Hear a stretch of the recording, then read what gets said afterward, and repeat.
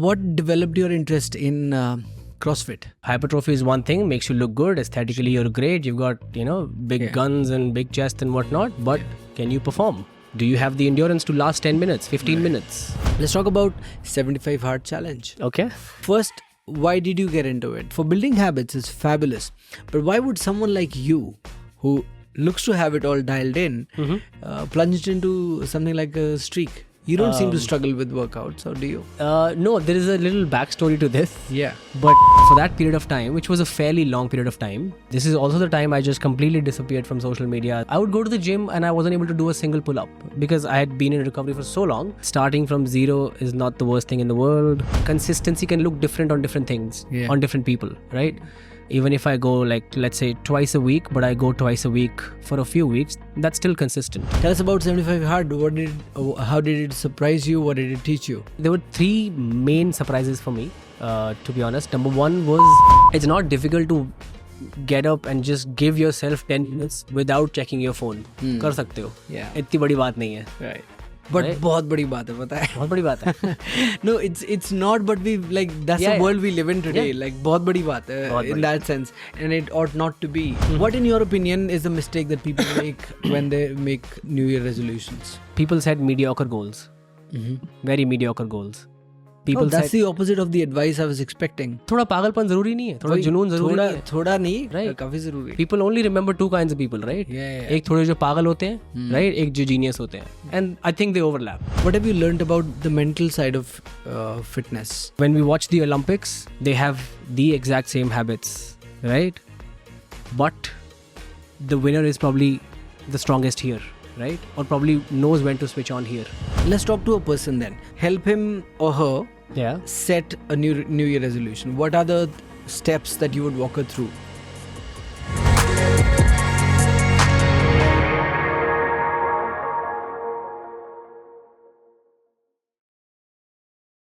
Welcome, ladies and gentlemen, to the Find Your Ultra podcast. This episode is with Coach Arjun Lal, who's a good friend of mine.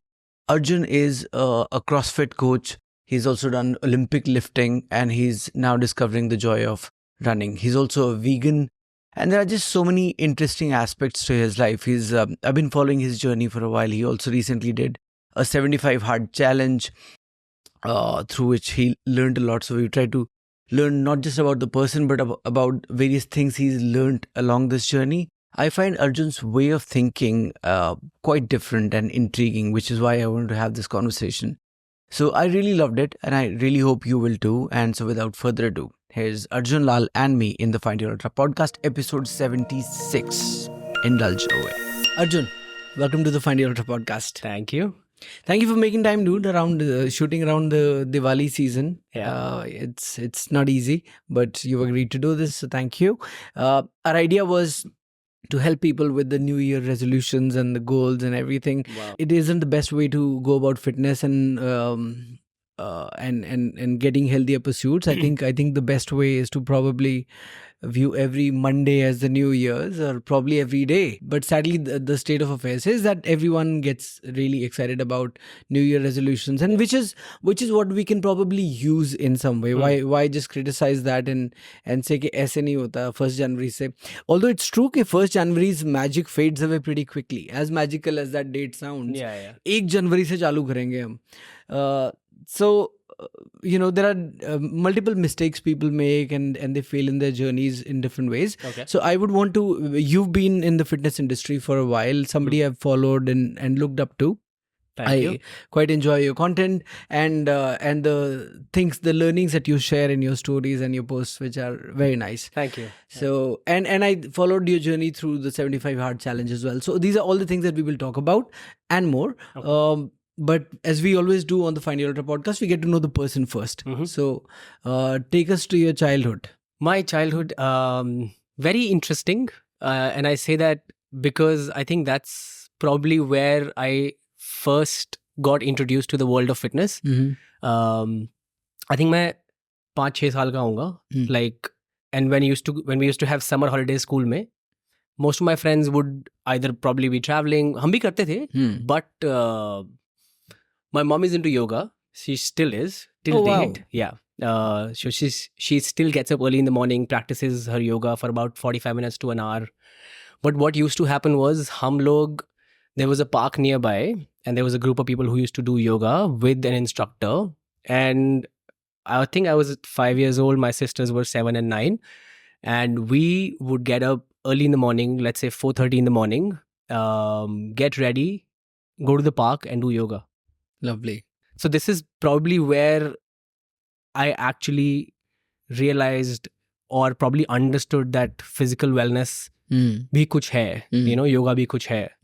Because I actually thank my mom because she introduced me to all this. And then when I grew up, I was in school. Sports was a big part of my life. I used to try and participate in as many sporting activities as possible. So you were born in Delhi and I was born in Gurgaon, born and raised in Gurgaon. Okay. Schooling also was in Gurgaon. Okay. Went to a convent till standard 10th. School was only till 10th, so we had to change schools after that. 11th, 12th, moved to Bluebells, Sector 4. Very short stint there. So most of my memories, most of my friends are from my older school, the convent school that I went to. That's where also I picked up like all these sporting things that we did, be it like cricket, football, volleyball was quite a big one as well. So the entire childhood revolved around being physically active. If it like up until like 6, 7 standard, I used to be very studious as well. But then my group of friends changed. I came into a new circle of friends. Also, where I was living, there were a lot of people who were my age. So we would finish school, come home, dump our bags, just go out on the street and play. Gully cricket. Right. बहुत time spent किया गली cricket में. Yeah. घर के सामने एक park है. So we used to run around, play different games and whatnot. Yeah. My sisters had her friends. उनके साथ खेलते थे, like any possibility, any opportunity I would get to step out and do something physical, I would jump on it. Okay. Yeah. So the entire schooling was basically जितनी पढ़ाई हम 6-7 तक कर सकता था उतना किया. After that, I was an average kid when it came to academics. Mostly just out and about. Yeah. Yeah. Fabulous. And then what got you into taking up fitness as a profession? So I have always been a little inclined towards it, but never professionally. Because professionally होता क्या है, हमें थोड़ी conditioning होती है कि you study, go to a college, you either pick a profession that everyone else Absolutely. is pursuing, That's right? how we do. That's how we roll in India. Yeah, हमारी conditioning यही थी. But I was a confused kid. मैं तो बोलता हूँ मैं अभी भी confused हूँ. But when I say I was a confused kid is because 11th, 12th के बाद my parents kept asking me कि क्या करना है? What do you want to do? What do you want to pursue? And I never had answers to that. The one thing I tried was hospitality. Gave an entrance exam, got a good rank, got into one of the best colleges in India, IHM Pusa. But when I got there, I was like, ये नहीं करना है, नहीं समझ आ रहा है. So उसके बाद I went overseas, did a management course, my bachelor's, and that was also in hospitality and tourism, but it was more academic than more hands-on. Where did you go? I was at Birmingham University. Okay. Yeah. So I was. Which year? 2008 to 2012. 4 years. Wow, dude, we could have been in the UK around the same time. We could have. Cardiff. Oh, lovely. Yeah. Yeah. For my masters. Okay. Yeah. Sorry, carry on. Nah. So that's where my. What was your life in Birmingham like? Oh, I was a young, naive boy who's been sent away from home. My first year was very difficult. I didn't know anyone. I didn't have any friends. And it was freezing. And it was terrible weather, either raining, freezing all the time. So not the nicest first year. Yeah.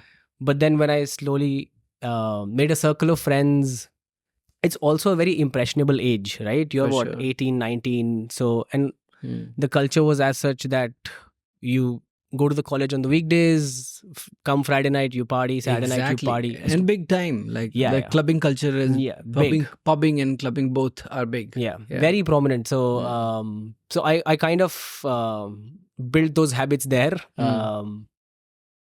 Used to drink, of course. Still do occasionally. अभी तो festive season है तो थोड़ा बहुत For sure. है ना, दिवाली चल रहा है तो. Yeah. So yeah, I think college was mostly after the first year when I got accustomed to a certain lifestyle, made a few friends. Uske baad I was also like going through the motion, same thing. Monday to Friday, college, part-time job, make a little bit of money. Was also new to money because this was also like Earning in pounds. But also like as an 18-year-old boy who has never earned his own money, now has a part-time job. Yeah. There's steady money coming in. You don't know what to do, so you go out, blow it out with friends. Oh, So yeah. यही होता था. For sure. And did you travel around the UK or Europe much? when you I were there? traveled around UK a little bit because I've always been a fan of Manchester United. Ah, okay. Yeah. So for football, I used to travel. I've been to Manchester a couple of times for matches. I also live down the lane from Aston Villa Park, the Aston Villa football ground. So whenever we used to have matches there or United was traveling, we'd book tickets, we'll go. So football was a very, very big, it still is a very big part of my, yeah. It's every weekend I'm tuned into TV. My whole family's like, what's going on? I'm like, sorry, I mean, yeah, there is, I mean that's what UK does to you. Like UK tried very hard to convert me also into a football fan. Yeah. But I had to like actively resist Okay. because I was a massive cricket fan at the time. Acha. And I used to wake up at odd hours while being in a job and studying, and I used to wake up at odd hours to tune into cricket. Yeah. Even if it's whether it was test cricket or one day cricket, mostly test is what I like, that's my choice of cricket. But मुझे ये लगता था कि इसके चक्कर में मैं छुट्टियां भी ले लेता हूँ नौकरी से. एक पंगा पाला हुआ पहले, एक और ले लिया. And you know how like crazy people are about football, right? I'll tell you a funny story about that only. So one of my first jobs as a part-time job, while I was in Birmingham, I used to work for Subway, making sandwiches behind the counter. And we had a very important match also that weekend. And I told my shift manager that don't roster me for this weekend. I have an important match to go to. But bosses being bosses, I was rostered, and I chose the football match over my shift. Yeah. That weekend, did you get fired? When I came back on Monday, I didn't have a job. Yeah. नौकरी से निकाल दिया. Yeah. That was my first ever. That was the first time I got fired in life. The only time, I hope. The only time, yes. But even if it's required the second time for the reason that you were fired, देखी जाएगी. Yeah, great. Yeah, wonderful, sir. So great times. I was just, while you were narrating your story, what was occurring to me was how important it is, how important the early years are. 100%. And the early influences are. Yeah. Like you mentioned your mother and her yoga and all those habits of waking up early. These are precisely the things, this is precisely the time when we pick up habits, and by observing and watching people around us, and parents have a massive influence. And I think about this more and more now that I have a 3-year-old, how impressionable she is. And when me and my wife are working out, she would want her dumbbells, and we've got her dumbbells, like super light ones, but she wants it, like, and then she would ask us to like exercise karte hain, or she would say randomly, you've seen that, ke walk pe jana hai, run karna hai, running karni. Right. It's so whatever you do, it's so important. And I mean, I wasn't fortunate enough to have that sort of a circle around me. Right. And I picked up fitness at the age of 32, 33 or something. And before that, I was doing all the things that you mentioned in the UK that people usually do. So, I really wish, we could have picked up fitness earlier, because age also has a lot of, it's not, not to say that you can't get fit at any age. You can, I mean, whenever you wake up. Yeah.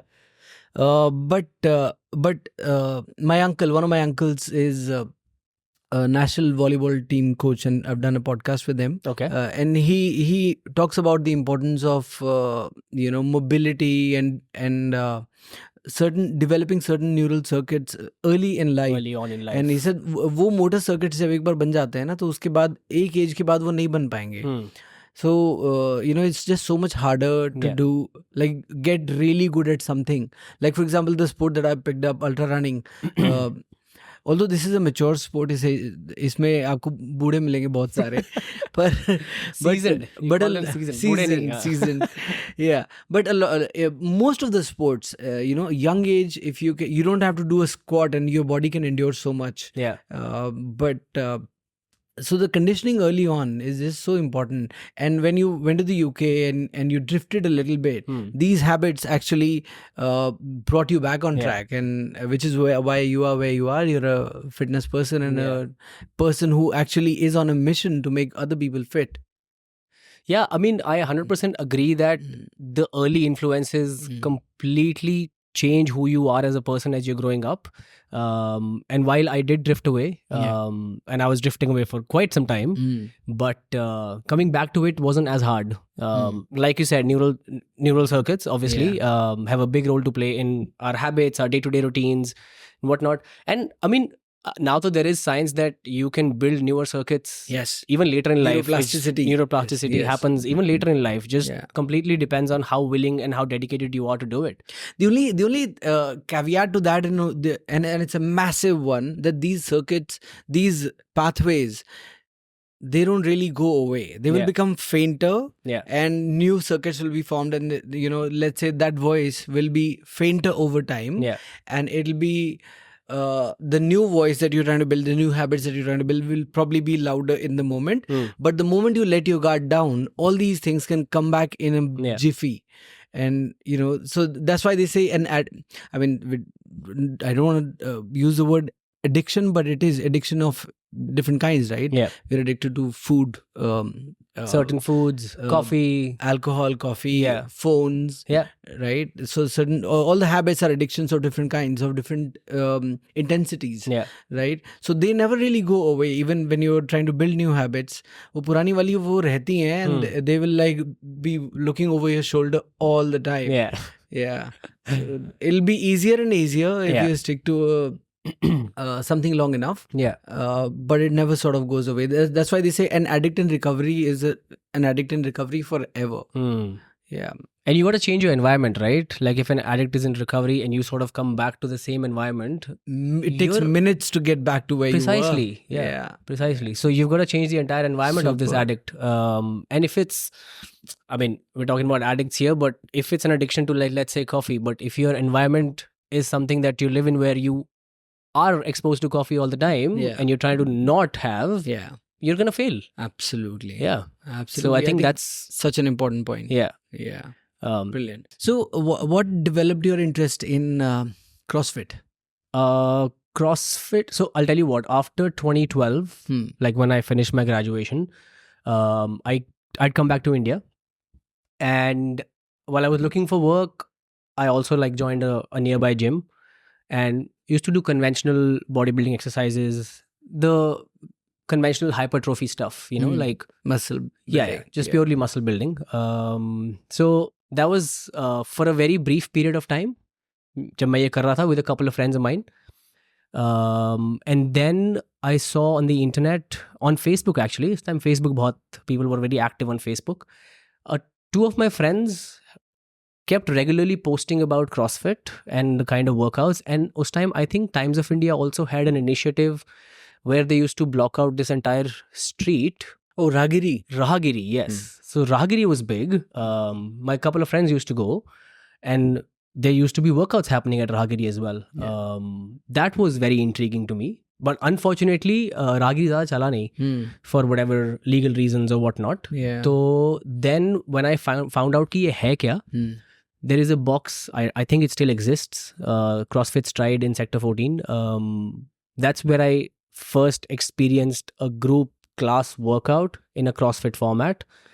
And I was blown away, because in such a short span, I think the workout only was like 15 minutes long, but in such a short span, it gave me a reality check of where I was in terms of my fitness levels. Right? Hypertrophy is one thing, makes you look good, aesthetically you're great, you've got, big guns and big chest and whatnot, but can you perform? Do you have the endurance to last 10 minutes, 15 minutes? I was flat on my face after the workout. And then when you have that realization, this is where the addiction kicks in. I realized I need to do better. I need to perform better. This is something that is very doable. Plus, I'm good at certain movements. There's also this sort of self-appreciation कि मैं ये सब कर पा रहा हूँ. Like a lot of people in that class couldn't jump on a box, and I was like, I've been a fairly active boy all my life. Yeah. This is easy. I can do this. Did a few classes there, to be honest, and then I actually went to New Zealand to study a little bit more, because what I was doing in hospitality wasn't really fueling the inner fire, to be honest. So I dived into sales and marketing a little bit. Went to New Zealand, studied, finished my course. I was living there. My college hostel was adjacent to a CrossFit box, literally next door. Okay. It was a warehouse. Your typical American warehouses you see, high ceilings, big ropes hanging, rings hanging, people doing muscle ups, running on the street, bare chested and whatnot. And because I'd done CrossFit workouts already, I was like, no more gymming. This is what I'm going to do. I went in there, walked in there day one. I was like, they had a weekly fee. I was like, here's your weekly fee. I'm coming. And I was literally there all the time. When I say all the time, I remember I have missed my college classes. I have missed work. Again, stupid things that I've done in my life. I have missed everything. I've missed parties because I want to work out, because I want to be in that space. Yeah. It got to a point so much so that the box owner became a very good friend of mine. His name is Lama. He gave me a key. He's like, anytime you want to work out, anytime you want to work out, use this key. Just make sure you leave the place clean and tidy. It's all yours. I was like, great. Amazing. I was just there literally all the time. Morning, sometimes in the afternoon, because the weather was great. Doing classes in the evening. I was hooked. That was my introduction to CrossFit. And also, I have changed so many careers in life. Like, I have worked in hospitality. Then I worked in customer service for American Express for a while. Then I moved to sales and marketing. So I was working for Cigna Insurance for a while, for about a year. So all these three things, nothing was, like I said, nothing would stick. Like nothing was pulling you towards it. Yeah, like I wouldn't jump out of the bed to be like, आज काम पे जाना. वो energy वो सिर्फ यही मिल रही थी. So I was like, why don't I do one thing? Why don't I make this my go-to profession? Why don't I do this professionally? Yeah. Spend time here. ये अच्छा लग रहा है, मजा आ रहा है, And what Lama also realized, my coach then, that I am actually good at what I do in terms of workouts, but I also have like very decent people skills. So what he would do is from time to time, he'd be like, why don't you take a class today? So that was my introduction to coaching people for the first time. Right. I would shadow him sometimes, but sometimes be like, take the lead, And I was like, great, thanks for the opportunity. And from that day onwards, I don't think this has been looking back since. Right. It's been over 10 years now that I've been a coach, been in the industry. So I'm just very grateful that that's the path that I chose, or the path chose me. I'm just very grateful. Something clicked, something happened. Yeah. And that was the time you decided to become a CrossFit coach, like pursue CrossFit as a profession. You wanted to study it. So basically what happened was I would work out in Auckland and my friend would work out here in Gurgaon. We would have similar workouts. We'd follow a program and we would share scores. We became very good friends. We were having conversations. So one fine day, I was like, I no longer want to go to a sales office or a marketing office. I can imagine. Yeah. So one fine day, I told my parents, I'm coming back. This is what I'm going to do. I'm going to invest my savings, open up a box and start coaching people.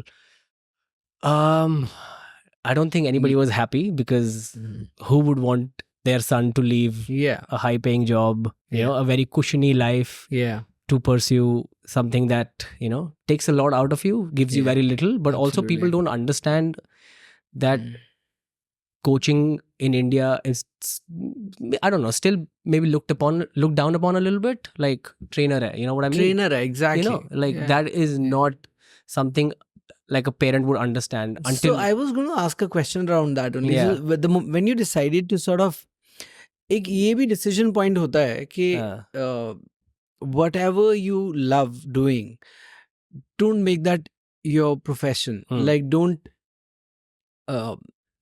taking a little detour with this.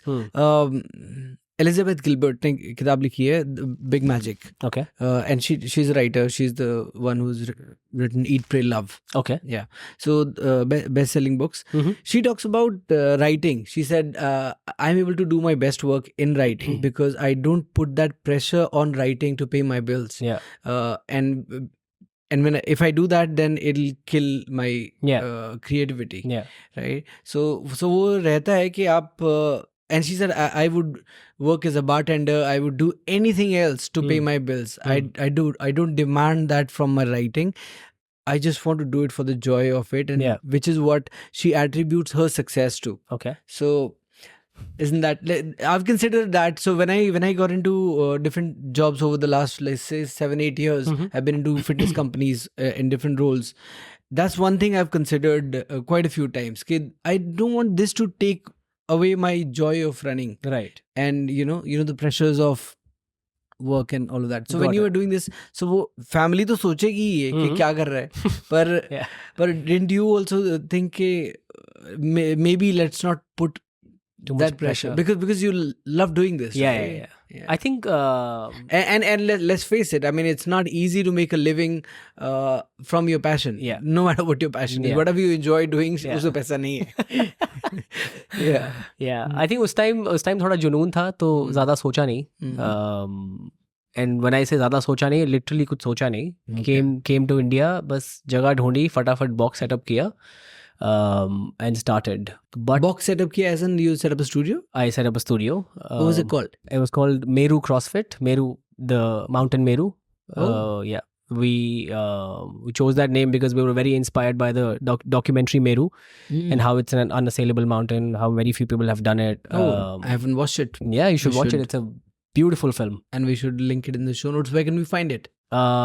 It's not on any of the OTTs, so you're going to have to do some homework to find it. Yeah. Sure. Probably Lionsgate might have it or Hulu might have it. Like one of the American OTTs might have it. I see. Yeah. But it's not old enough to be on YouTube. No, you might. No. I don't think it's on YouTube either. Sure. Yeah. Sure. Yeah. So you started that box. I started the box with a friend of mine. With a friend of yours who you used to do workouts with. Yeah. I used to do workouts with him.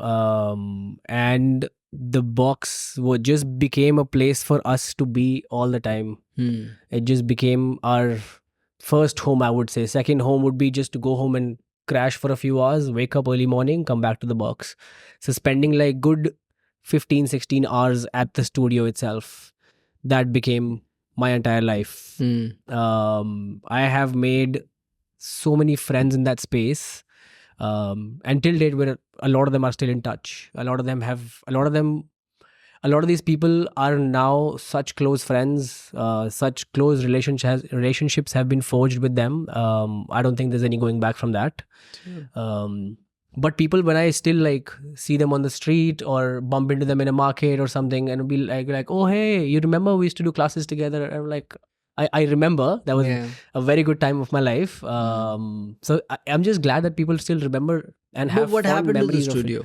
of it. So come 2019, the building we were in, I think there was some conflict between Huda and MCG, and that entire building was sealed. So we had to move out, look for another location. That took so much out of us. It almost felt like starting from zero, starting from scratch. And we had invested so much of money already in this setup that moving it all together would have cost us so much more. So we decided to call it quits. It just wasn't financially feasible for us to do it. A lot of hearts were broken. My heart is still broken. Because I think at one point we were coaching about 100 people during the day. We had classes in the morning, classes in the evening. It became a very comfortable space for a lot of our members also. Like, for example, we would finish morning sessions. Some of them would stay back, would probably have lunches together, talk about progressions and programs and just general lifestyles and whatnot. It just became a very sacred space for a lot of people. And when that fell apart, I think it broke a lot of us. It broke me as well. Financial loss aside, I think I was emotionally also very broken from a because I had moved continents to do this. And when that dream just sort of shattered, I just didn't know what to do next. So I like holed up and didn't want to speak to anyone, didn't want to meet anyone. I was just by myself for a few days, like kuch samajh nahi aa raha hai. Literally. So yeah, it's almost like it becomes your child, and I mean, we use the analogy so loosely, saying it's almost like your child, your baby. When you have a child or a baby, you know what it is like, and your whatever endeavor that you're whatever you're trying to attempt does become your baby, and you do identify with it, and you love it so much. There's emotional attachment, and 100%, and it does shatter you.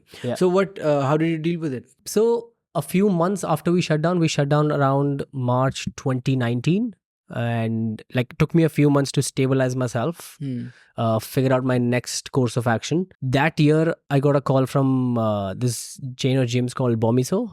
Yes. The owner, Anubhav, he called up. I know him. Oh yeah, you know him. Okay. So Anubhav called up. A lot of people in the running community know Anubhav. Acha. Yeah. Okay. So he called up saying, I have opened a new gym. I also run 2 other gyms aside. I want to start CrossFit classes. Are you interested?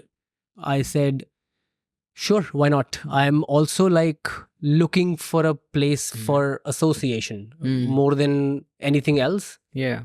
You know, because that's people. That's how people identify me. Sure. I am a CrossFit coach. Otherwise, the identity was broken, you know. So when he called, I jumped on the opportunity. I was like, okay, let's do this. That lasted a year because 2020 happened, lockdown happened. Gyms had the worst of it. Yeah. They were shut down. They were the first ones to close down and the last ones to open as well. So entire 19 to 20 was with Bomiso. 20, we realized we had to pivot to online sessions. 2020 in hindsight was a good year purely because I got so busy with work that my calendar was blocked for like 10 hours a day or something. Just people reaching out for online sessions. Some days I had no time to even eat my meal in the middle of the day because I was just blocked out, back to back work. Well, that was good. Like I had some financial stability again. But that obviously didn't last long because once COVID was done, people were going back to the gym again slowly. So I was still freelancing for that entire year. Mostly. 2021 is when another friend of mine, Tom, he runs a studio called Calfunk out of Climb Central, MG Road. Sure. He called up saying, I am opening a studio and I'm looking for someone to collaborate with. I have a couple of classes that I need someone to run in the morning. I was like, great, I'll take that opportunity. That happened and that lasted for about a good 8, 9, 10 months approximately, I'd say. And then I was actually in conversations with Knox, the studio at Knox. Yeah, I have a few friends there. Ishan, Joel, we were having conversations about opening a center in Gurgaon, and they were looking for some good coaches to run the center for them here. I was in conversations with them. Then Zomato happened. Yeah, I got a text from a friend of mine saying, "Can we chat?" And I was like, "Sure." And then this entire opportunity came about, and I was actually in 2 minds which direction to go to. But then Zomato felt like I would be doing this or catering to a bigger crowd. Yeah, they have an employee workforce of about 9,000-10,000 people, pan India. You know, I'd be doing the same thing, but I'd be solving a larger problem. So I was like, okay, well, sensible choice. Let's do this. You know, so it's been about 13 months I've been with Zomato. It's been a fun ride. Yeah, quite a ride. When you mentioned the studio being shut down, I was just reminded of a podcast that we recorded with a friend of ours, Shikha Pawa. She's a runner. Okay. One of the best female runners in India. She runs. Have you heard of Cafe Kawa? I haven't heard of Cafe Kawa, but I have heard of Shikha Pawa, and I think I've had some conversations with her over Instagram. Yeah. So, okay. Yeah. And so she was running that cafe for a good, I think, 10, 12 years. Oh, wow. And around COVID, they had to shut that down. And then she had to restart in 2023 or 4. She started this place called Herb Kitchen. Okay. Which complex was it? I can't remember. But anyway, the point was, so I asked her, why did you disappear for 2-3 years in between? And she was telling us how difficult it is to sort of restart something. Yeah. Not just from the permissions and all of that point of view, but mentally. Just mentally more. Yeah. How devastating it can be. Yeah. So yeah. I think every time something like this has happened, I feel like it's taken a piece of me with it. So for example, when Box shut down, when Meru shut down, that was a big one, of course. Yeah. But then I spent a year at Bomiso, and when COVID hit, that little community that I had spent so much time building, and we used to also socialize after workouts, probably go for coffee, weekend runs and whatnot. Yeah. That fell apart too because COVID, everybody was at home. Yeah. So like it takes a lot out of you, because you're putting in so much effort to create a safe space for everyone, to build a community of like-minded folks, people you are training, yes, but you also have a social life with them. Yeah. And they also hold you in high regard because of the kind of work you do with them, right? Correct. So Bomiso fell apart. Impacting their life positively. Absolutely. And also, I mean, you're dealing with people, right? So you build connections. It's not a product that you're building sitting on a laptop. You're dealing with real humans, and you build connections, and you miss them and they miss you, and that's how that's the beauty of this profession. And there are conversations happening every day when you meet them, and then suddenly all of that's just like a full stop. You're never going to see them again, you're never going to meet them again, you're not going to talk to them as much as you did or ever. Slowly things will phase out. Wonderful, beautiful. Thank you for sharing that. Let's talk about 75 hard challenge. Okay. First, why did you get into it? 'Cause you look like so 75 hard is a streaks thing. Like there are certain activities that you have to do every day, and there is an argument about streaks that whether they are good or they are bad. So but I don't see what the argument is really about, because the only argument is that training every day is not good for your body. Okay. Because body needs rest. That's the only argument. But what people don't realize is for building habits and for building the mental muscle, the streaks are amazing. Like you have to do this every single day, no matter what. And they are fabulous for that. Even if you're doing like a little challenge. So I run corporate wellness programs, and I've introduced like 100 days challenge there,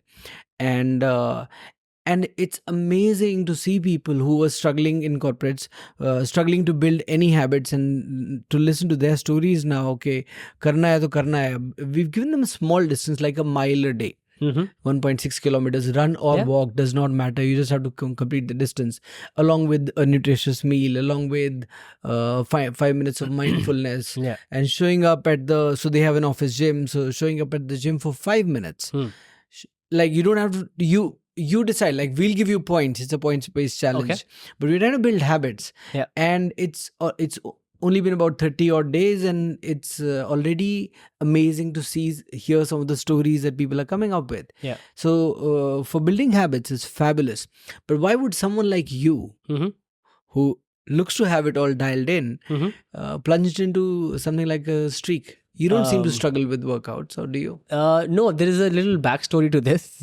But I'm actually gonna go back to what you were saying earlier about neuroplasticity is like doing something on a streak. That's what's changing here, right?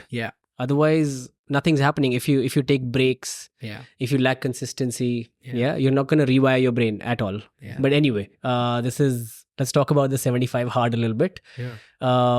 So the backstory, not to 75 hard, but the backstory to this this decision is I was struggling with my training. Before, so last year, I had a very serious accident. Something that took a lot from me. I was in a car crash with a friend of mine, and my friend passed away. I broke so many bones in my body. It's crazy. So I didn't train after that for a while. Obviously, physically not being able to do that was very emotionally taxing for me, because my daily routine would include waking up, working out, or if I missed my morning workout, I would work out in the evening, something or the other would happen. And for that period of time, which was a fairly long period of time, did not train at all, was in recovery for quite some time. This is also the time I just completely disappeared from social media. I was like, I don't want anything to do with this. I don't want to see people's reels. I don't want to interact with my friends who would still work out. I don't want to do anything on social media. So it took like a very long break from social media as well. Even after I had recovered, I have gone to the gym multiple times to train, but you end up comparing yourself to your fittest self. Yeah. I would go to the gym and I wasn't able to do a single pull-up because I had been in recovery for so long. I had zero energy, zero muscle, nothing at all, right? So when I wasn't able to do a single pull-up or a push-up, I was so demotivated. I would not go to the gym again for like, let's say, next few days or next few weeks. I'd be like, I don't know what I'm gonna do. And then when I was at work, I would go to the office gym sometimes. Again, very erratic. Like there was no structure to what I was doing. I had no idea what to do, to be honest, to go back to feeling like the old me, right? Then I came across this 75 hard challenge thingy. I had gotten a little better by then, like physically. I could not lift the same numbers that I used to, or not run as fast that I used to, but I was still doing pretty okay. Sure. Yeah. So 75 hard was just purely my way of going back to feeling like my old self. That was the only reason I did that. And 75 hard gave me a lot, to be honest. Yeah, so that was the reason you started, but it surpassed your expectations in terms of what it was going to deliver. You thought that it will just bring you back into workouts, but it taught you a lot more. Let's hear about that. But before we do that, when you mentioned that you had a serious car crash, I was going to ask how do we all not know about it? Like why wasn't it on social media? But then when you mentioned it's not the kind of thing you would want to put on social media. No, sure. No, I mean it was hard to imagine what you would have gone through. Yeah.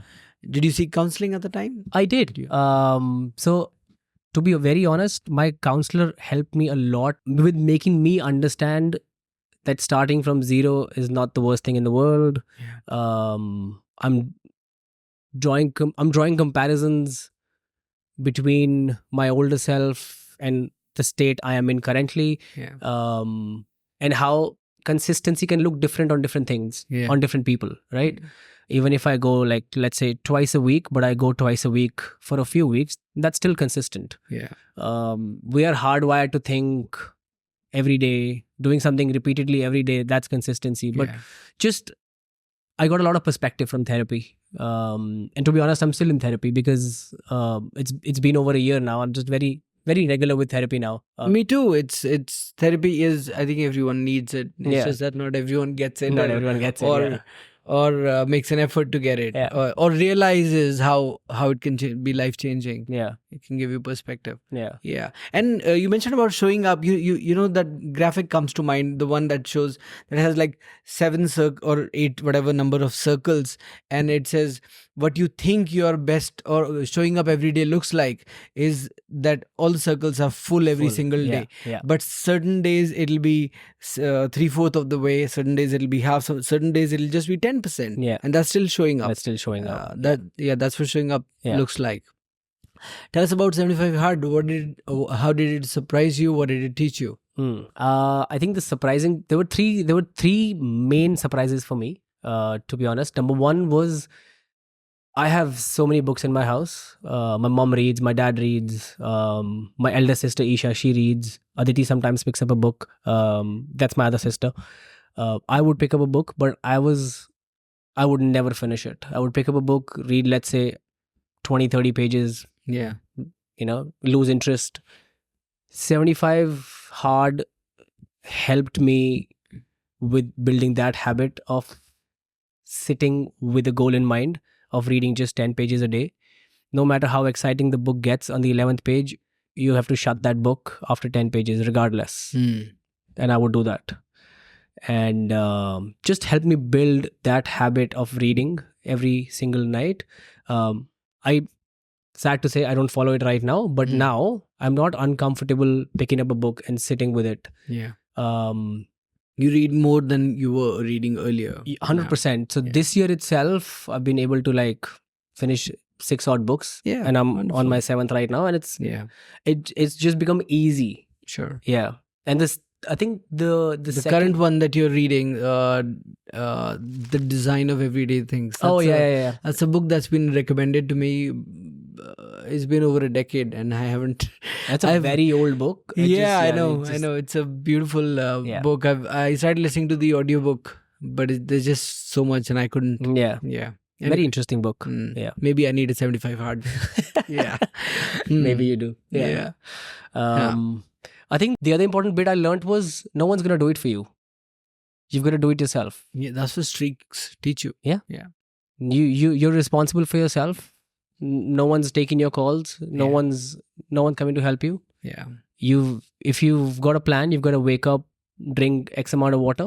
Yeah. You've got to get your workout in. Yeah. You've got to get ready for work, spend the entire day, eat whatever you planned for the day. Come home, finish your second workout of the day, whether it's running, walking, finish your steps, that.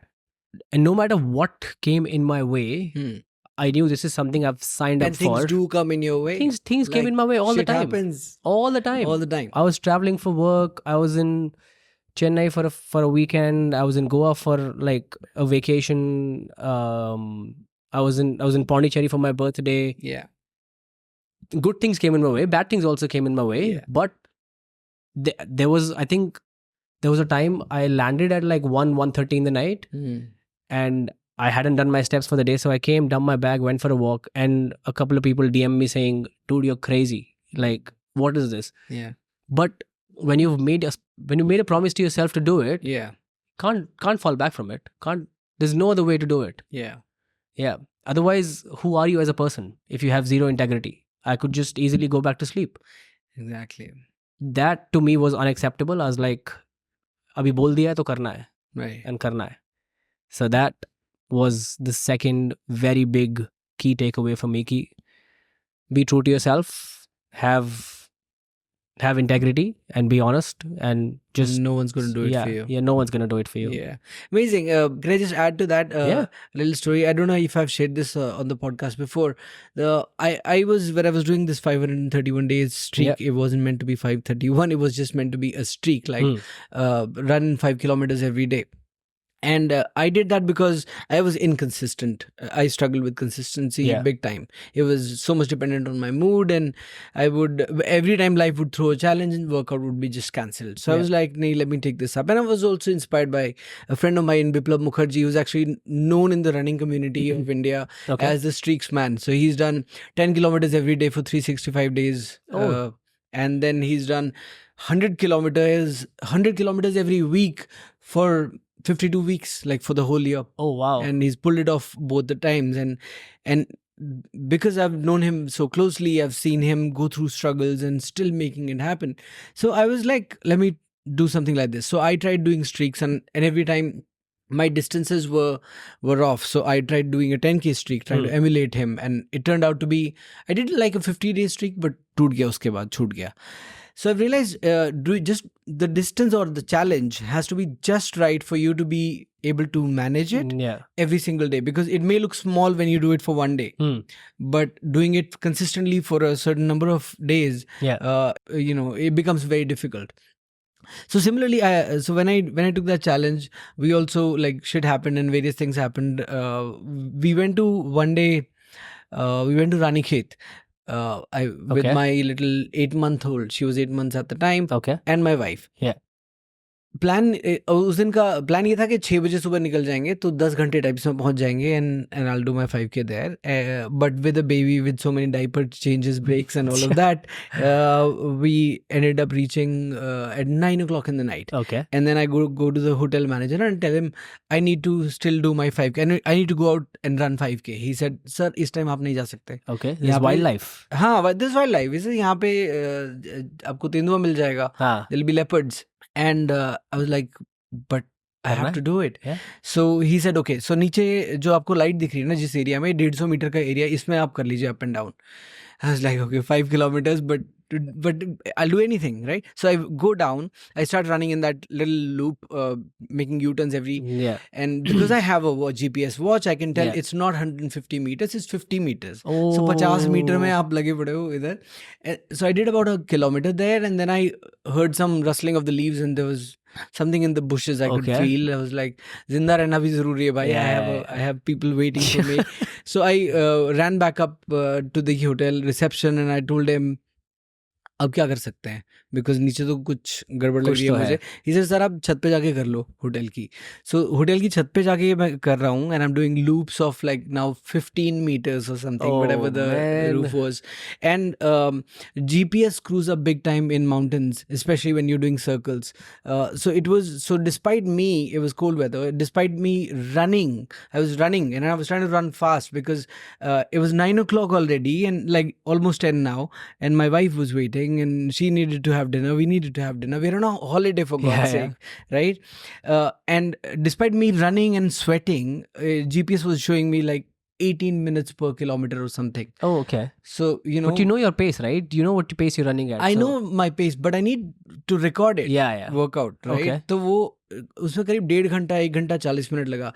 So just imagine my state of mind during those 100 minutes or whatever it took me to do that. I could have, on a good day, like my personal best is I think 22 minutes something. 1 घंटा 40 minutes. Thoughts in my mind at the time were clearly like, and my wife was very supportive around that time. She encouraged me to like just do it, don't worry about it. But I was constantly thinking, what am I doing and why am I doing this, and who cares? Like if I don't do this tonight, आज नहीं होगा तो क्या हो जाएगा, किसको क्या फर्क पड़ने वाला है? Nobody gives a shit. Like we think people will think this or that, but people are too busy in their own lives. They'll forget about it after a day. And it's not like I'm posting on social media and telling everybody about this, or this. No one cares. But self accountability I can just give up. But एक ही बात जो मेरे दिमाग में उस time चल रही थी was that not every day is going to be that difficult, because I know most days are easy. It's only days like this that you need to get through. And when you do that, you like have built immense self-respect for yourself. I think that's what you also learned in that 75 hard challenge. I think tough times build character, right? That's where the real test is. मतलब normal day पे तो मतलब अपने आप से झूठ बोल रहे हो नहीं बोल रहे हो वो बात है, अपने आप से. Correct. Exactly. Awesome, sir. You was about to say the third thing. The third thing, yes. So the third thing was I added a layer of meditation to my 75-day hard. This wasn't prescribed, but that's just something that I wanted to do. I wanted to get back to. I have been into meditation for some years, but वो हमेशा again schedule erratic रहता है तो छूट जाता है बीच में. I would be, let's say, consistent with it for a few days, then take a hiatus of like, let's say, a few months, and then go back to it realizing, shit, I need to like get my shit together. And how do we get your shit together? Just meditate, be with yourself. So that's something that I did as part of the 75 hard as well. And that just made me realize कि ये चीजें बहुत simple हैं. Right? We in this, should I just call it a modern world, we end up complicating things. It's not difficult to get up and just give yourself 10 minutes without checking your phone. कर सकते हो. इतनी बड़ी बात नहीं है. Right? You wake up and you do your thing. But बहुत बड़ी बात है, पता है? बहुत बड़ी बात है. No, it's not, but we like that's the world we live in today. Like बहुत बड़ी बात है in that sense. It's and it ought not to be. मतलब it ought not to be. You're absolutely right. But हमने बना दिया है ना. बना दिया है. Yeah. You see people just can't go without checking their phone. Exactly. So that's also uncomfortable. No, you want to wake up and you want to check your phone the first thing. किसने WhatsApp किया, किसने Instagram पे DM किया, किसने story like करी या post like किया, all that jazz. So that is also one learning for me कि these things are very simple. Don't overcomplicate it. You can spend time with yourself without technology, and that's gonna bring you the kind of peace that you're looking for. At least for the first few minutes of the day, you'll be with yourself. Yeah. And just you and your thoughts. Spend some time in the sun, sit and meditate, just that's the slow life. Yeah. That's the retirement goal that I have for myself. Ki yahi karunga, chill karunga. Yeah. Awesome. Yeah. And yeah, we don't do that enough. Like switching off. Switching off and yeah. So switching off is important because you know what you have ahead for the rest of the day, right? Then everybody has that rush to shower, get to work, check their email, respond to 100 things, have meetings, this, that and the other. Time kahan hai apne liye? Yahi to time hai bas. Just wake up like 10-15 minutes sooner and just have that time to yourself. For me, even the act of making coffee for myself is very sacred. Like that's also one of the first things that I do. Like and you make good coffee. Thank you. Yeah. So I think that's also like I'm in that zone where I don't want to talk to anyone. I'm just like, this is very meditative for me, to be honest. Sure. Yeah. Brewing your own cup of coffee is so meditative that it's just become part of the routine now. In fact, just last weekend, I also did another weekend workshop in meditation where I was doing the Art of Living Happiness program. Oh, nice. A refresher course, because I've done that a couple of times. It's just my sister asked me, would you want to do it again? And I said a resounding yes. I was like, I'd love to do it. So just gentle reminders to sort of stay grounded, be with yourself, shut off, switch off, like you said. And so the Art of Living courses over the weekend would be like, you're spending 3 hours on a Friday, 3 hours on a Saturday, and maybe 5-6 hours on a Sunday. And my habit would be, when I go in there, I put my phone on airplane mode. So for 3 hours, I was in a state of bliss. Like no calls, no text, no one troubling me for work, nothing at all. I was absolutely having the best time of my life. And I was like, this is what switching off feels like, and this is what I enjoy. I should be doing more of this. Yeah. And I think we can do that every day. Like since I've started waking up early off late, like 2-3 months it's been, I also like put my phone on airplane mode. And when I wake up in the morning, I put some thoughts down. Like I journal. So I write some stuff down. I've realized if you look at your phone before that, there's stimulus coming in. Right? If you block the stimulus completely, that's when you have your own thoughts coming out. Right नहीं तो हर चीज हर वक्त या तो कुछ सुन रहे हो आप या कुछ देख रहे हो या आपको कोई दिखा रहा है कुछ ना कुछ हो रहा है. There's more input happening than there is output, right? Absolutely. Yeah. So if you're like you said, like वो adulteration हो जाता है ना. The moment you pick up your phone, check your emails or Instagram, thoughts उस दिशा में चले जाएंगे. Influence हो गया ना, of course. Exactly. Is that something that you put every morning? That the journal? Something that you journal or pen down? Yeah. Oh man, I should have brought my journal. I've got a personalized journal that has Find Your Ultra on it. It's just beautiful. Okay. To look at. Old Giraffe से मंगवाया था मैंने. Personalized. Nice. They personalize it, and I've got some lines written on it, like which I gave them to write. Okay. Which I of course heard somewhere. Yeah. Something along the lines of, you and everyone you love will be dead soon. So WTF are you waiting about? Like worried about, or what are you scared of? Something along those lines, just a daily reminder. So I do write every single day, and it's liberating. It's almost like a therapy. Writing is therapeutic. Okay. I do it for expressive purposes. Right. And it also becomes your journal of life. वो आपकी है, private है, personal है. Like years from now, when you go back to this and just read one of the pages randomly. I've filled like thick notebooks. Yeah, exactly. Yeah. Have you ever gone back to your older notebooks? I do. It's just that life doesn't allow much time. But a quick glance takes you back to that phase of life. Yeah. एक second में, मतलब आप 2-3 page अगर नजर मार लेते हो, you're like, अच्छा यार, this is what we've come out of. It's like a time capsule. Yeah, it's like a time capsule. And gives you perspective as well. Yeah. So now, because things don't remain the same, sometimes things will be great. So things are good now, much better than they were. And when I refer back to the older journal, I realize, I want to give myself a little pat on the back. Yeah.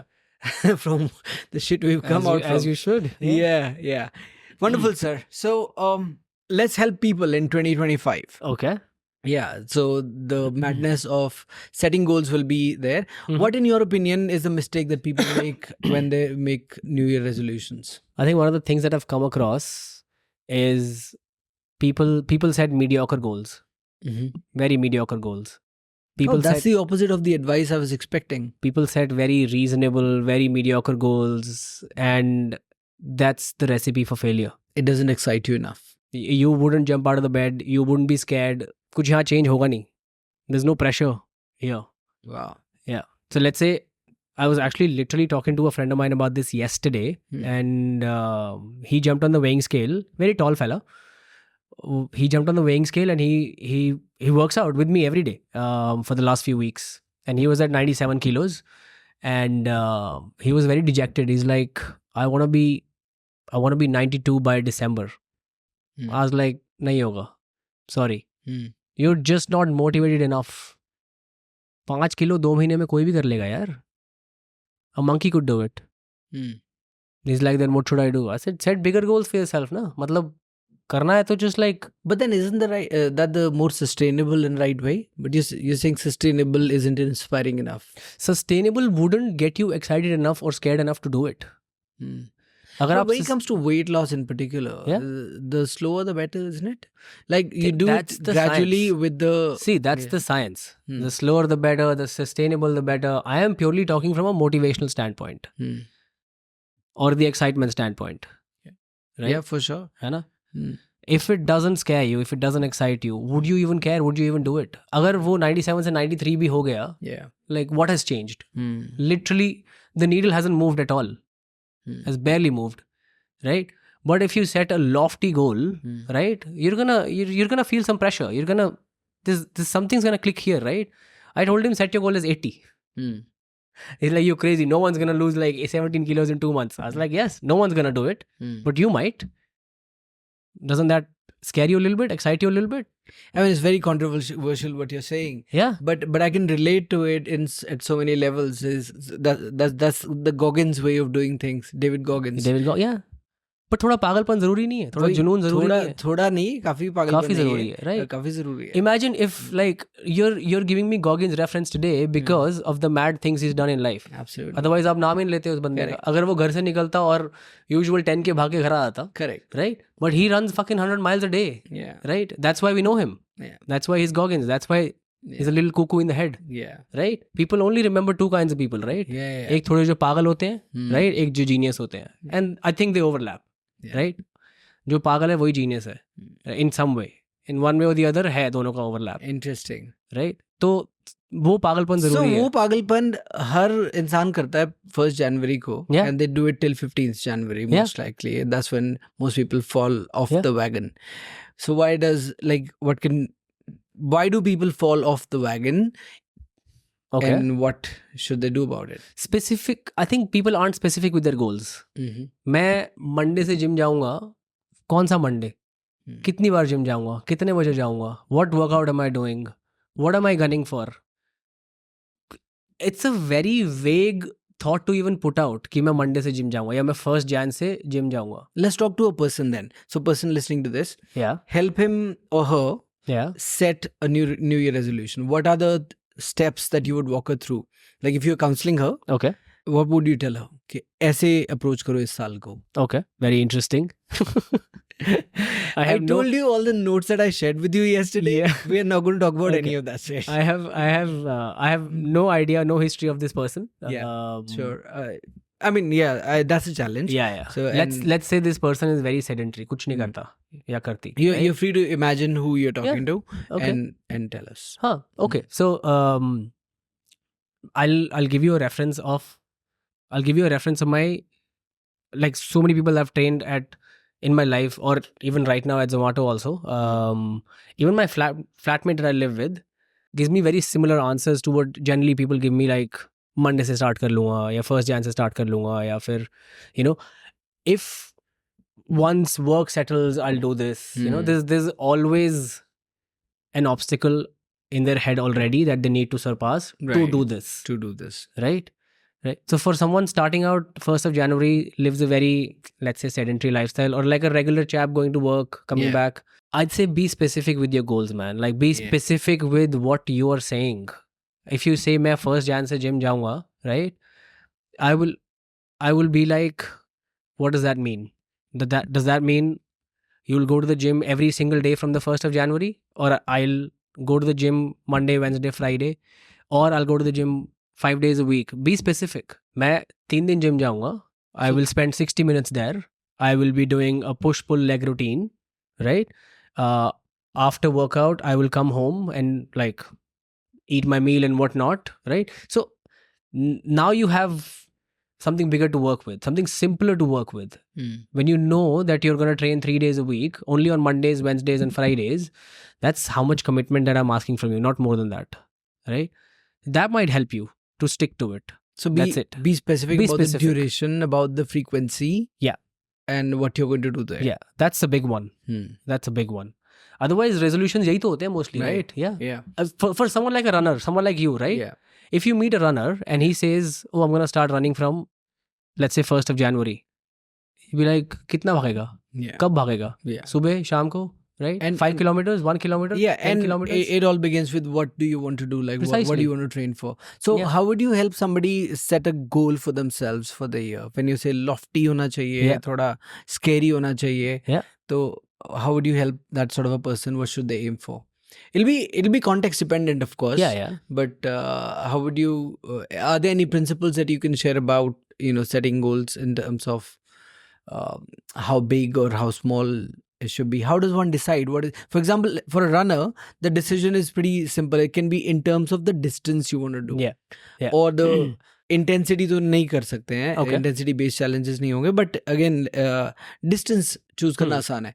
But somebody with general fitness goals, like I just want to get fitter generally. How do they go about setting up goals? Even that's a very vague sentence, right? Correct. I just want to get fitter. What does that mean? Right? So then that's the question that they should ask themselves. Yeah. What does that mean? What does that look mean like to you? Yeah. What does it look like? Yeah. What would you want to have achieved by the end of the year? Possibly, yeah. I mean, if you start questioning your own questions, you'll get the answer to it. If you just say, oh, I just want to get fitter, you're not getting through to me. I don't know how to talk to you. Sure. Yeah, precisely. I'm just going to ask as many questions as irritatingly possible for them to understand ki karna kya hai. Right? And when I say lofty goal, like even for a year, if you set up a very lofty goal, for example, someone who doesn't run and be like, मुझे इस साल के end तक एक marathon भागनी है. That's a very lofty goal for someone who doesn't run. Yeah. Right? If you tell this to me today, मेरे को marathon भागनी है. In a year, anything is possible. In a year, anything is lofty possible. goals are also possible. Exactly. Yeah. Right?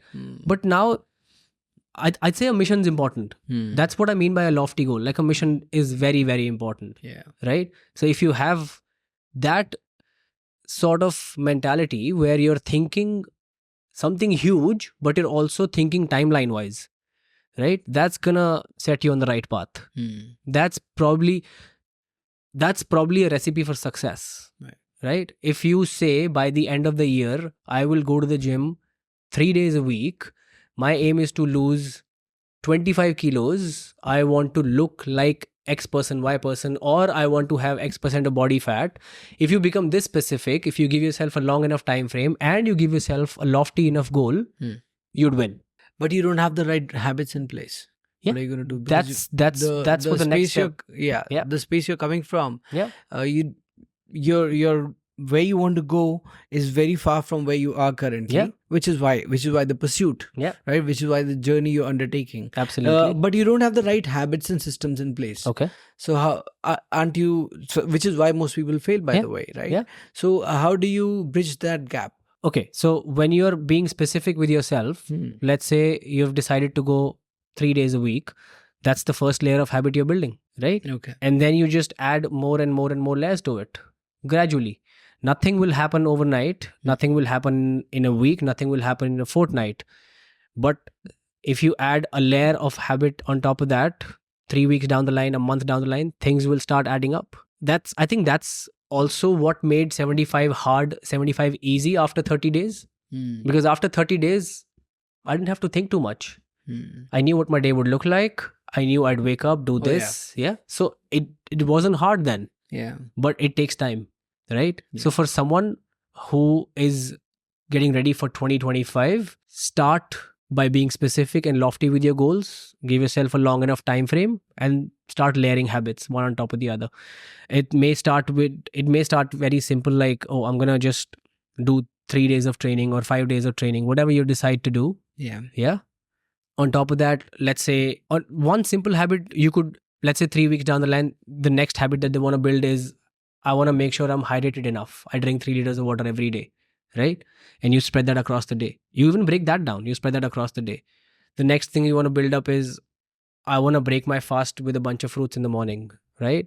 Or I want to have my dinner at a certain hour every night, right? So now when you do these habits repeatedly over a period of time, right? You've got something. Yeah. Right? Otherwise, if I give you 5 things to do, if I give you the entire checklist of things to do, if I give you a handbook of what you should be doing from day 1 to day 365, day 4 you'll fail. Correct. Because now you have a checklist. Now you have 10 things to worry about. I want you to worry about one thing. That's it. And that is anything. Your mission. That is your mission. You have to worry about one thing, right? Your simplest resolution could also be, I want to wake up at 5 a.m. every morning, right? Someone like you, right? If you were to help someone wake up early and run, that's probably what you'll tell them, right? And then you'll be like, okay, wake up at 5 a.m., put your running shoes on, go walk a mile, come back. Right? Very similar to what I did with reading, right? After 10 pages, no matter how exciting it gets, shut it. So no matter how comfortable your 3 days at the gym are, if you're wanting to go the 4th day, don't go. Stick to that plan. Only and only when you're ready to add another layer to it, when you can commit, then add. Absolutely.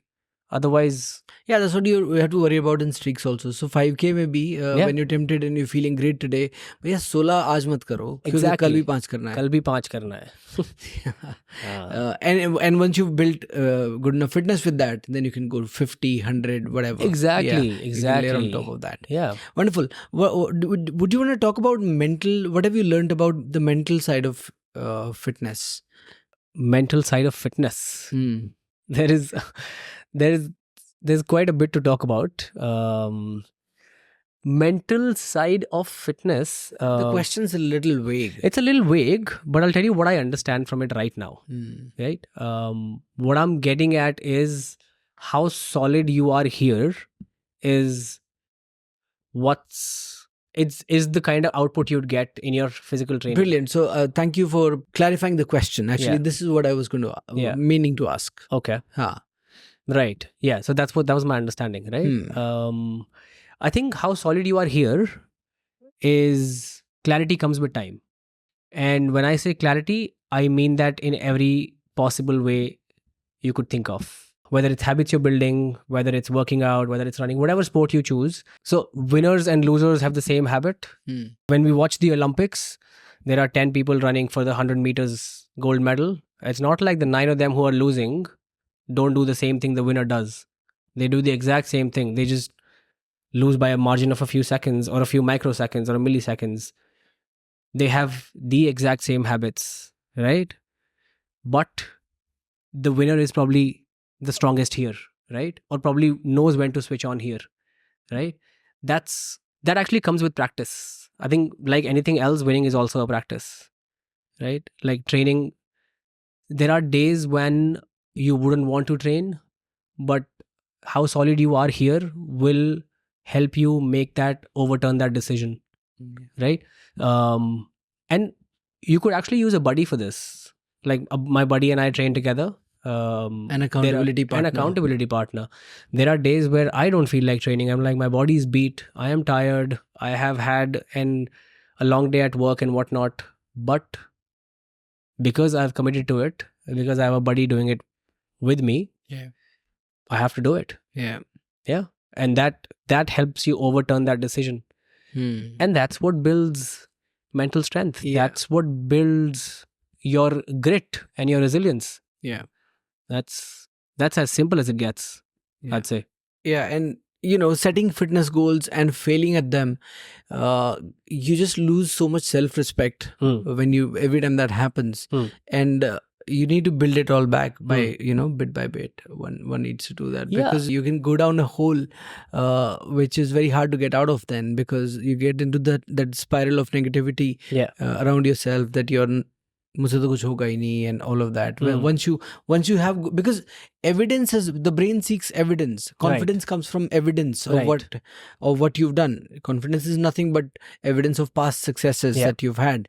So if you've made commitments to yourself, have you broken them? And every time you break them, your confidence takes a hit. And you, like, I've suffered this in past a lot, which is why I did the streak as well, because I used to make goals and then begin them and then abandon them, and that my self-esteem and confidence and everything took a lot of hit. And it becomes very difficult to even face people once you do that, because after a while people are going to ask you. It's not just social media, just like your family, your friends, people in your circle, the new thing that you had started, कैसी जा रही है, क्या चल रहा है, छोड़ दिया फिर से. So it can just take you can it eats you away a little bit. It's absolutely you do need to build that bit by bit, and when you do, you become a fucking Goggins. Like when you do that, like when I was on that streak, I felt invincible. I was like, throw whatever challenges you can at me. You've got the confidence of a lion then, of course. Absolutely. You Right? can do anything. Because you've proven to yourself, right? You've built that evidence. 100%. Yeah. So confidence is a very big one. So like after the accident, when I went back to training, my self-confidence had taken such a hit that my days in training would be very depressing days of my life, because physically not being able to do things that you were able to easily sail through. So self-confidence takes a lot of hit. But then again, we spoke a little bit about mental strength, we spoke a little bit about consistency and whatnot, and we spoke a lot about how that helps build confidence, and stays with you. That I think that's what the game changer really is. Yeah, your story, dude, like you coming back into workouts, I can imagine, when you didn't feel like working out at all, that period. I can relate to that as well. Like in whatever you love so dearly, like CrossFit and fitness, it's the love of your life. And similarly, that's running for me. And when you're not able to do that, you're not able to do anything else. आपको लगता है कि ये नहीं हो रहा है तो कुछ और करना ही नहीं. It's not like you're injured and you can't run. There are like a billion workouts that you can do, right? But नहीं करना है. But mine would be, mine was a silly. Well, nothing is silly, but yours was a much bigger reason to, much more understandable. Mine works in silly ways, you're right. Great, sir. Is there anything that you would like to share that I haven't allowed you to share so far? No, not really. I mean, we've talked about multiple things. Nothing comes to mind right away. Okay. No, I think the one thing that I would like to share is, because we spoke about running a little bit, and I haven't been much of a runner. My comeback to training was very inspired by my sister, Aditi, and I say that because while I had somewhat recovered, I couldn't lift as much as I did back in the day. I had started running slowly, and she really pulled me out of that hole and be like, I'm going for a Sunday run with a group to Galleria or to Delhi. Oh, your sister's a runner? I didn't know. Yeah, she runs with Adidas. Oh. Yeah, so. What's her name? Aditi Lal. Aditi Lal Batra. I am pretty sure I know her by Facebook. Possibly. Maybe we're just not connected on social media. Maybe but not. Yeah. She's not big on social media. Adidas runners are all my pals. Achha, okay. Then you might have met her, seen her. Yeah. Perhaps. Lisa, Amna, Amna, yeah. So they all run together, Oh, acha, okay. Yeah. So, yeah. So I'm just really grateful that she pulled me out of that hole and be like, I'm running this weekend, come with, let's run 3 kilometers, let's run 5 kilometers, all that really just helped me build my confidence step by step. And I hated running. Like, I hated distance running. If you make me sprint 100 meters, 400 meters, I sprint. Yeah. I'm a puma that way. Yeah. But long distance was never my game. And I'm just very grateful that she did what she did to build my confidence up. And that's the year I ran my first half marathon at VDHM last year. Oh, brilliant. Yeah.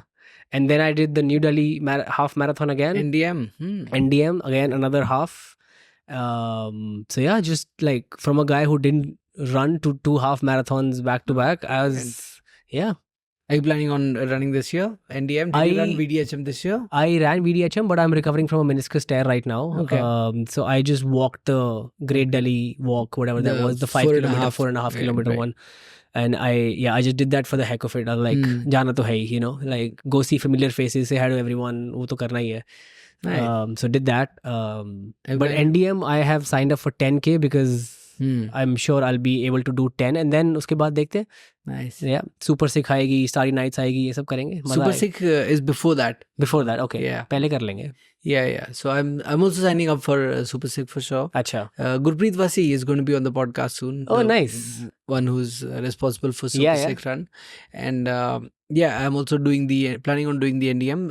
Devendra is also doing NDM. Super. His first 10K he will. Very nice. Yeah. Devendra, will see you there. Yeah, I think but you're doing your first 10K पहले 22nd को December. NDM में तो half कर लेंगे. चलो ठीक है. But wonderful, yeah. Good to know about your sister and that she's from our community. Such wonderful. A small world. Now you've probably, I don't know, you probably met her, not met her, I don't know. But yeah, she's part of your community. So she's definitely part of our community. Yeah. You know her by face then, maybe. Yes.